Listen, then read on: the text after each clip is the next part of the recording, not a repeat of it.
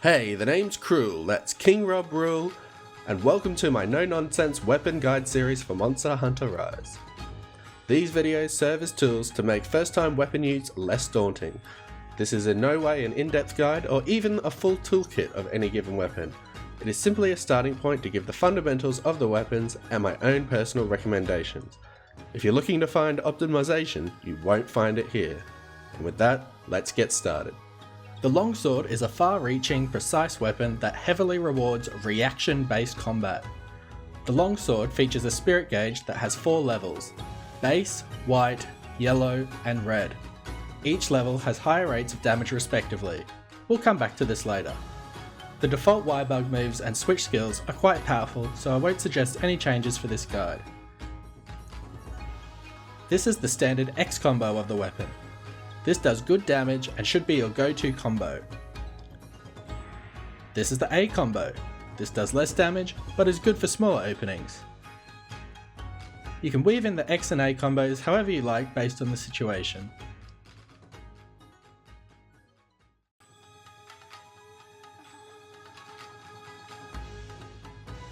By pressing X and A together, you can do a fade slash. I don't use it much, but it exists. Pressing ZR 3 times is your spirit combo attack. Your gauge needs to be full to complete this combo. If the final hit of the combo hits, you'll go up another level of your spirit gauge. After any attack, you can press ZR and B together to enter a special sheath position. Note that I'm using the quick sheath level 3 skill, which greatly speeds this up. Make this your highest priority skill with longsword. From this stance, you can either press X, which will give you this forward moving slash attack, or you can press ZR, which will propel you forward in a wide sweeping motion. A successful hit with the X option will have your spirit gauge refill over time. If you successfully time the ZR option with a monster attack, you will counter the monster, avoiding all damage while dealing considerable damage to the monster and also gaining a level on your spirit gauge. This is what you want to be aiming for in your longsword gameplay. An alternative reaction attack with the longsword is the Foresight Slash, which can be used mid-combo by pressing ZR and A together. It's less powerful and only refills your spirit gauge, so it should only be used when you don't have time for a special sheath. Now let's dive into Y-bug attacks. By pressing ZL and A, you get this counter attack with a large window. It has the potential for big damage, but uses 2 Y-bugs, so use it conservatively. The ZL and X Y-bug move looks like this. It functions differently based on your input after landing on the monster. If you press nothing, you will plunge downward and a successful hit will have your spirit gauge replenish over time.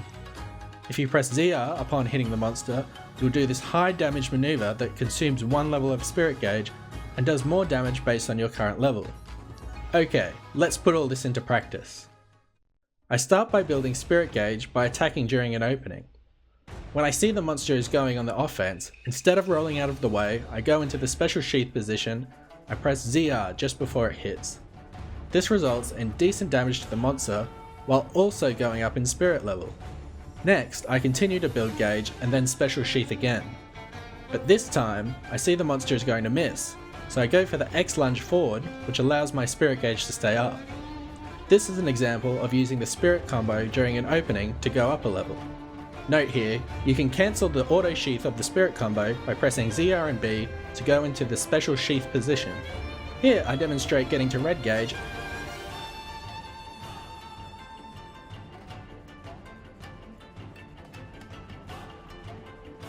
and expending it with the ZR plus X maneuver. As you can see, the damage is just insane.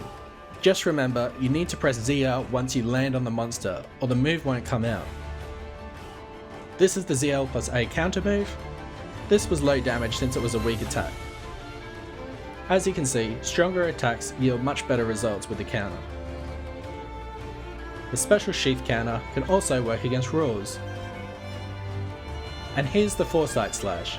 I don't use it much, so sorry I don't have many examples. And that was longsword in 5 minutes. Keep in mind the reactionary gameplay I showed here is just one way of playing the weapon. Anyway, I hope you found this helpful. Next up is Sword and Shield. I've been King Rob Rule, gotta go fast.